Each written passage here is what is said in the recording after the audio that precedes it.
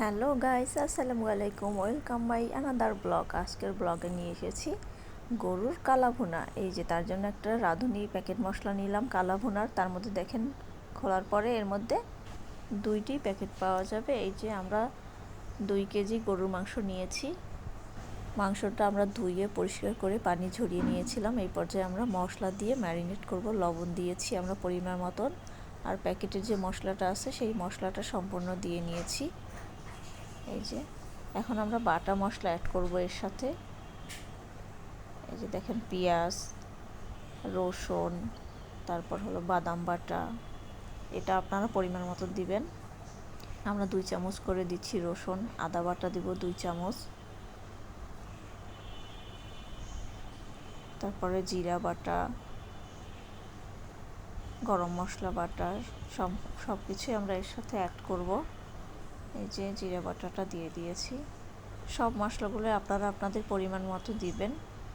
আমাদের চ্যানেলে নতুন হলে অবশ্যই চ্যানেলটি সাবস্ক্রাইব করতে ভুলবেন না। পেজ থেকে যারা দেখছেন তারা অবশ্যই আমাদের পেজটি ফলো দিবেন, আমাদের পাশেই থাকবেন। লাইক, কমেন্ট, শেয়ার করতে ভুলবেন না।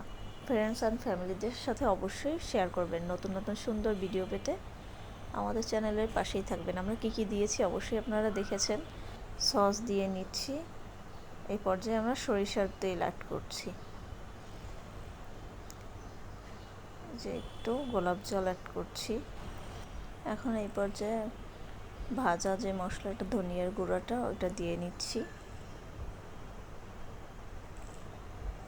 এই যে এখন সব কিছু একত্রে, সব মশলা দেওয়া হয়ে গেছে।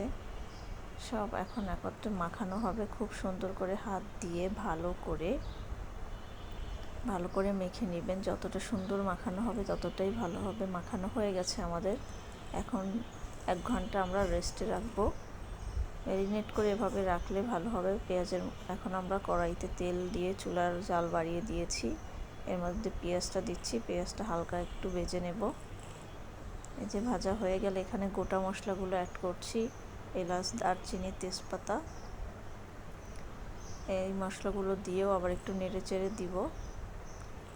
এই যে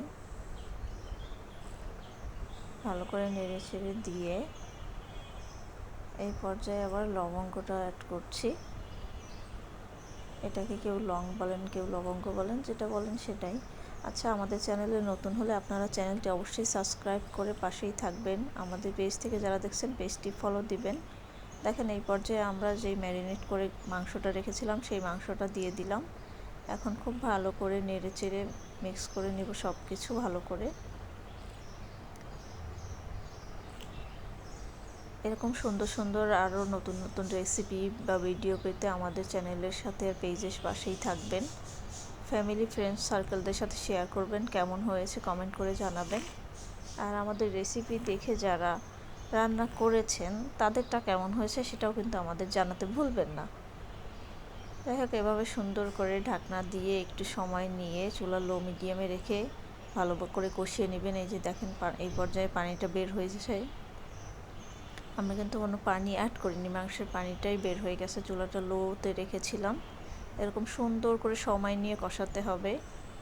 যতটা সুন্দর করে সময় নিয়ে কষাবেন, ঢাকনা দিবেন, আবার কষিয়ে নেবেন। এভাবে করে যতটা সুন্দর করে কষাবেন ঠিক ততটাই ভালো হবে। এই পর্যায়ে আমরা গরম পানি অ্যাড করেছি। আপনারাও গরম পানি অ্যাড করবেন। এর মধ্যে আস্ত রসুন দিয়ে দিয়েছিলাম, তাতে খাবারের টেস্ট কিন্তু আরও বেড়ে যায়। আমাদের কালা ভুনা হয়ে গেছে। দেখেন, দেখেই কালা লাগছে কিনা আপনারা কমেন্ট করে জানাবেন।